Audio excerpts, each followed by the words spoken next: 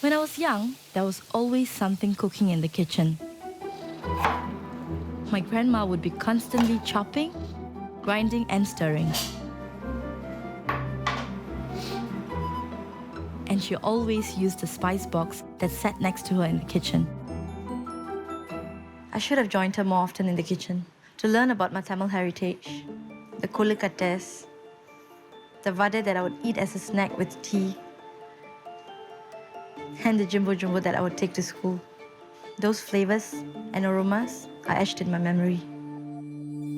I was 14 when Grandma passed away, and her recipes and stories suddenly disappeared. As I embark on this journey to understand my culinary heritage, I hope to get a little closer to my grandma and rediscover where I came from.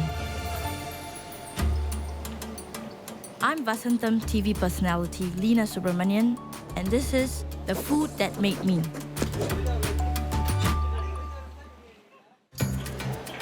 This is my mom, Gunavati. After Grandma passed away, my mom continued the family tradition of cooking. She started her own food stall, selling thosai for breakfast and biryani for lunch. I love Tamil food, and I'm proud of its roots in Singapore. In the 19th century, India was under British rule. Unrest and instability, war and famine forced many Indian Tamils to flee their country. They traveled to Singapore. They took jobs as laborers, working in public works departments, construction and ports, or finding employment in the British naval base. These migrating Indian Tamils brought their food culture with them. They were mainly vegetarian, though they would sometimes eat meat once or twice a week. My family has been in Singapore for 4 generations, but my mom never wrote down Grandma's recipes. Her dishes were complex and used many ingredients. I've only started cooking and I always tend to forget the ingredients in my food. There was this once I forgot the tamarind in my rasam and it changed the entire taste of the rasam. I've always wondered why there are so many ingredients in Indian food. And that's the first thing I want to find out to discover the stories behind my food.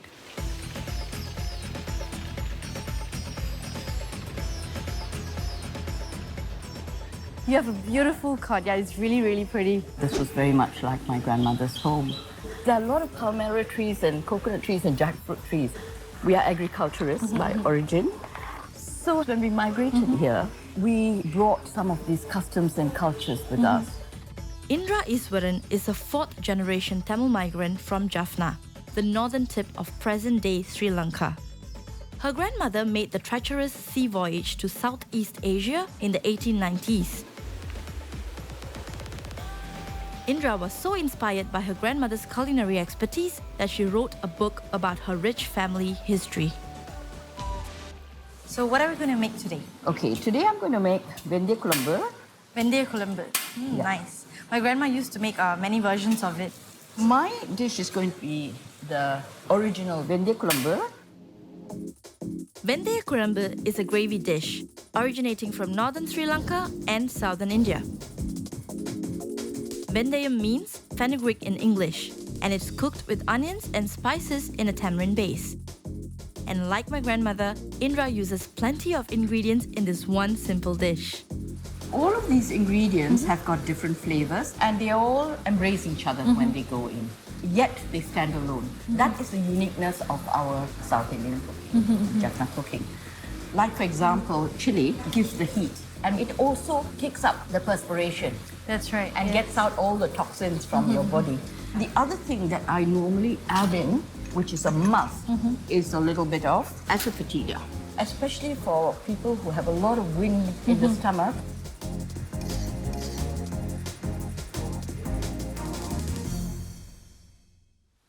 Where do you think this dish, vendiya kulambu, stand in Singapore now? Well, it's not so much cooked because, like a lot of dishes, they've lost over the time and people just don't seem to be able to make it. Plus, having more than 7 ingredients, I think they are so scared that it's so difficult to make. But one Indian culinary tradition that's still going strong is the thali, an ancient practice of eating on metal plates that impart nutrition to food. This is the ultimate feast on a plate, with up to 24 dishes in small bowls and served with rice or chapati. I have vivid memories of coming to this place to gorge on their thali meals with my entire family. Thali meals are usually served at weddings or at communal gatherings. You're more likely to find them at restaurants rather than at someone's place. And that's why I'm here, to find some answers to what makes the thali such an essential part of the Indian diet. This restaurant has become a local institution serving thali meals for more than 7 decades. The founder of Komala Vilas, Murugaya Raju, migrated to Singapore from Tamil Nadu as a teenager in 1936. And I'm here to meet his grandson, Rajakumar Gunasekaran. The word thali is actually from northern India. And in Komala Vilas, we call it rice meals because rice is a central element to the meal. It's a 7-course meal and it has 13 items. Okay. So besides the rice, you have 3 vegetables, sambar, puli curry, which is a tangy sauce, rasam, yogurt, payasam, raita, pickle, appalam, vada. So is there any difference from the thali meals served in India and the ones served here? The main difference might be the way of eating. I was told back in the olden days, most people sat on the floor and ate. It helps with digestion, and you also eat less when you sit on the floor as opposed to sitting on the table and chair. Is there any particular reason why the thali meals are served on a banana leaf? The banana plant was very abundant in India, and it's very common to find a banana plant in the backyard of most households. It's very economical and environmentally friendly. The leaf also adds a subtle sweet flavor and imparts minerals when the food is served hot on it. So health has played a major role in the way my ancestors ate. For less than $1, a thali meal could keep Tamil workers going for the whole day. And it's as popular today as it ever was. The rice meals is still the hottest selling item in our menu. The rice meal is actually considered Arusuvai Unavu, which is an Ayurvedic concept. Okay. It means 6 flavors food. It encompasses sweet, sour, spicy, bitter, salt, astringent. Each component of the item actually adds a different taste to the palate. Ayurveda is the oldest system of medicine that originated in India more than 5,000 years ago. It's based on the idea of balance in the mind and body, just like the balance of flavors and nutrients in the thali meal. I've eaten it so many times but never realized that medicine was such a big part of my culinary heritage.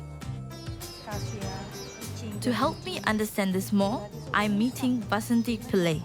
She's been practicing Ayurvedic principles in her own cooking for almost 20 years. And we are meeting over a thali meal. I've heard the saying quite a lot. For Indians, food is medicine and medicine is food. So how true is that? It is very true. So if you go to the kitchen, it's called kitchen pharmacy or home remedy. Or they even call it folk medicine. Every dish actually is prepared the Ayurvedic way if you look at it traditionally. Pongal, for example, it's moong dal and rice. So that one is considered highly nourishing because even in Ayurveda hospitals, they serve that, or if you are just recovering from illness, because you need nourishment. At the same time, you cannot put a lot of pressure on your digestion. That's right. Then in it, they will add pepper, they will add cumin seed, all this to stimulate digestion. Why are there 6 flavors according to Ayurveda? Each flavor has medicinal property. Okay. So the first 3 tastes, sweet, sour, salty, is what we call nourishing. Pungent, bitter, astringent, cleanser, so removes all the waste products, and also there's a balance of nourishing and cleansing. We can see that a lot of ingredients must be used for this particular dish and a lot of spices as well. So which spice do you think is the most important in this meal that you see? Okay, I would say that except for the yogurt and payasam, for all the main dish, there would be turmeric. Now that she's mentioned it, I realize that a lot of Indian dishes I love have turmeric. What is it about turmeric that makes it such an essential ingredient in Indian cooking? In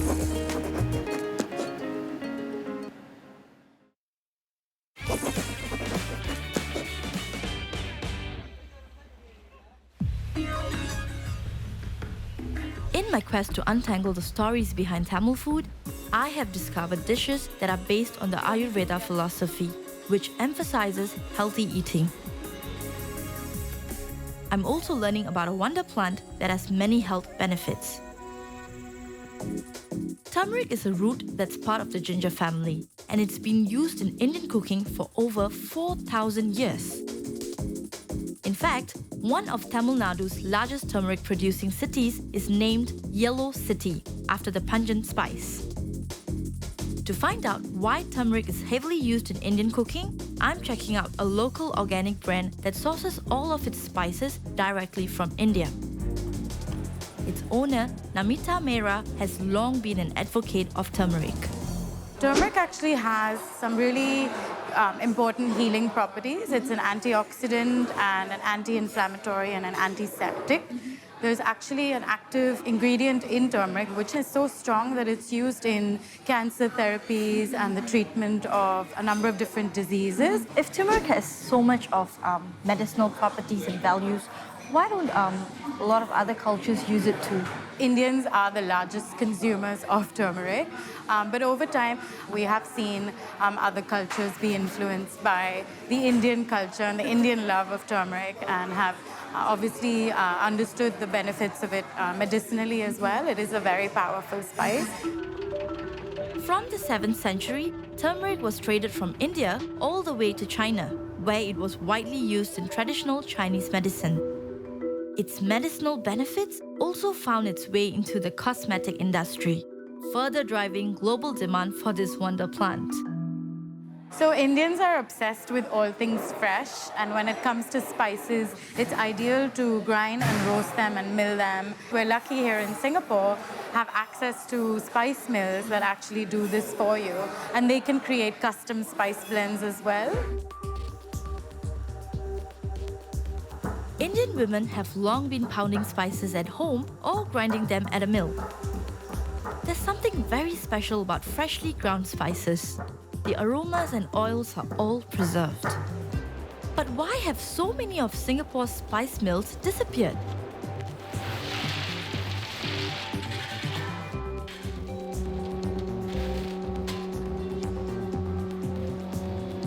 Fewer than 10 now remain, and one of them is Selvi Mills. It is run by the founder's son-in-law, Veeramani Arumugam. There are a lot of grinding mills at that time to cater the need of the migrant workers here. And once they got settled down here, the business was flourishing a lot. In fact, Singapore was and is still a hub of spices. They could get different types of spices from all over the world. So they could mill and blend them according to the need. Families used to grind 3 to 4 kilos per month of each individual curry powders.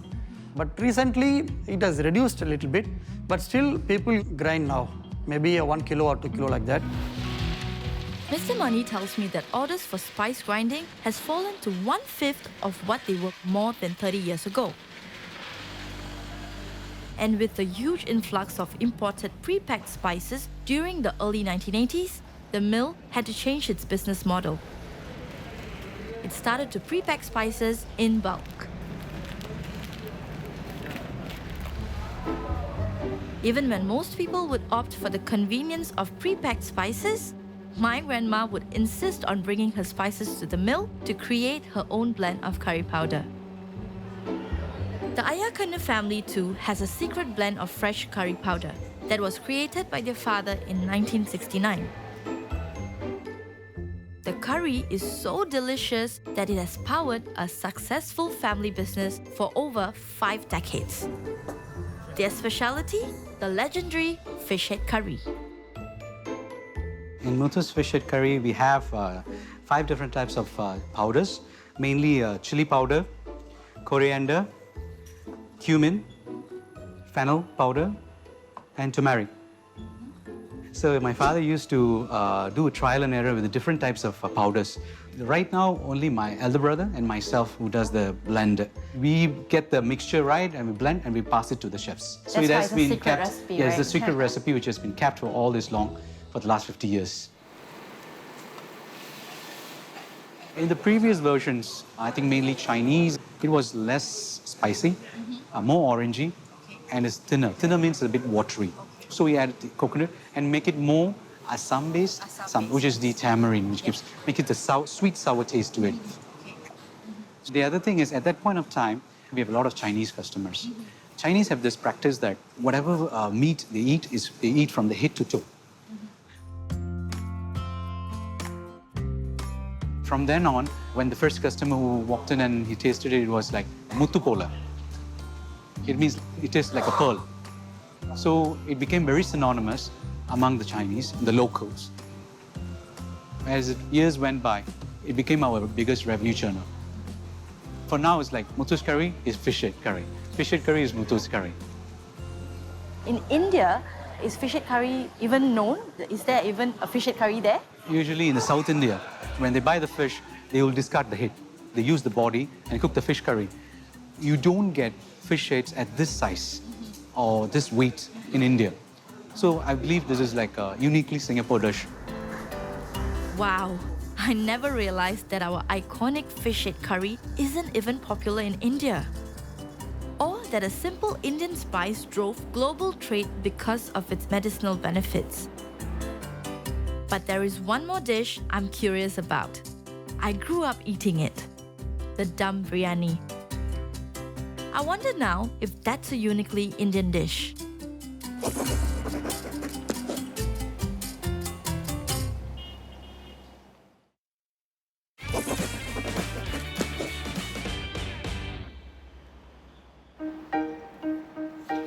When I was a little girl, my grandma would ask me what I wanted for my birthday, and I would always respond with dum biryani. And now that she's gone, I really miss the aromatic flavors of the dum biryani she used to cook. I'm headed now to Tekka Market, where I've heard you can find some of the best dum biryanis. I really can't wait to try them. I hope to find something that's close to Grandma's.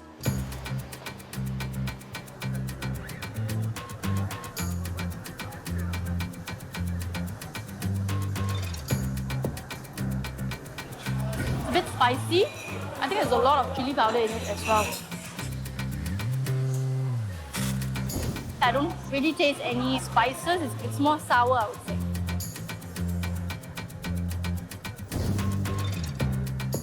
I think I haven't found the right one. But could this be the one? Hello, Uncle.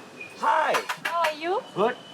Looks like the Royal Dum Biryani chef Hamza Hanifa has been making this dish for 30 years. And hopefully, his dish tastes closest to Grandma's. And it does. My granddad also used to do this dum biryani also. That passed to my father. My dad teach quantity, how to cook, how many people, how much mutton, how much chicken. So how is it? So good. I'm not kidding, Uncle. It's really nice. Thank you. We all love biryani. But the one we are most familiar with in Singapore is nasi biryani. The rice and meat are cooked separately and then served together. Dum biryani is different. The meat and rice are cooked together in a large pot. There are many stories about the origins of dum biryani.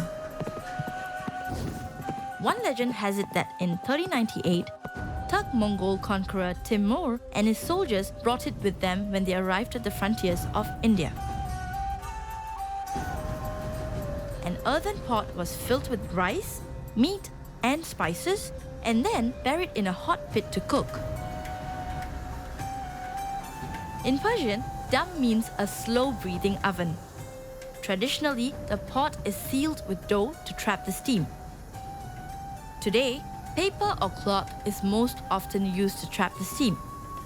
This helps the meat to slowly cook in its own juices, making it tender and the rice flavorful. A simple and delicious one-pot meal perfect for soldiers in the field. The mutton should be on the bottom. Okay. The rice must be on the top. After you seal it will take about another 2 hours to open it back. In the garden seal, the mutton, the rice, everything will steam in the pot. In Singapore, why do a lot of people make dum biryani? Because it's not easy to do. We'll come in at 4 o'clock in the morning to prepare all the spices. To cook this dum biryani will take at least 6 hours. Wow, 6 hours. Normal biryani will take about less than half an hour. I'm really glad I came here today. Brought me a little closer to my grandma.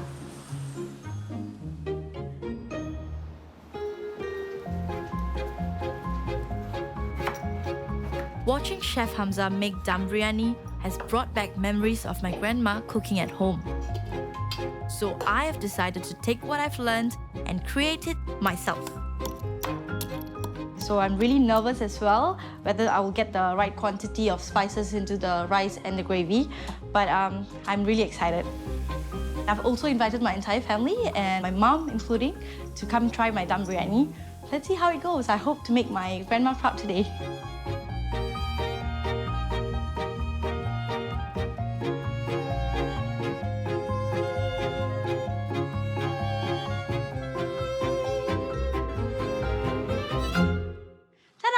Chicken dum biryani is ready. Wow. Okay, it's my first time attempting to cook dum biryani, so please be kind, okay?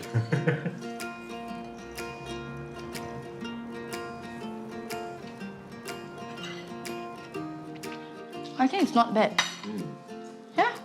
For the first time, I think you did very well. Good aroma. The rice is not too soft. It's good.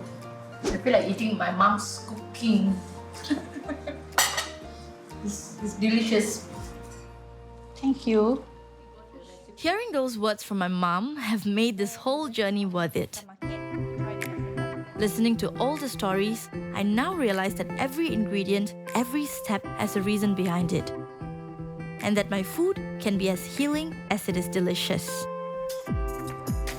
Sharing this meal across the 3 generations in my family, from my 5-year-old nephew to my husband and my mum, this is my first step towards carrying forward Grandma's legacy.